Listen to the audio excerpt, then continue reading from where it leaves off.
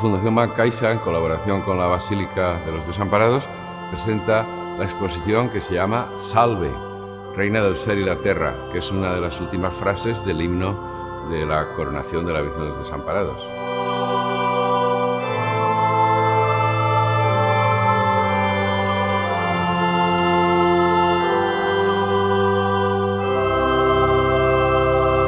En esta exposición yo diría que se van a ver cosas que no se han visto nunca y que no se van a poder ver otra vez, como son los 5 mantos, y el sexto también más antiguo, históricos, que están guardados y que cuando los lleva la Virgen no se pueden contemplar en todo su diseño.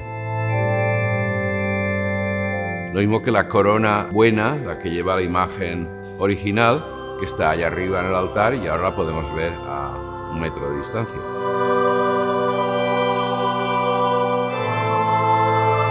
Evidentemente, la exposición muestra la capacidad artística de los valencianos.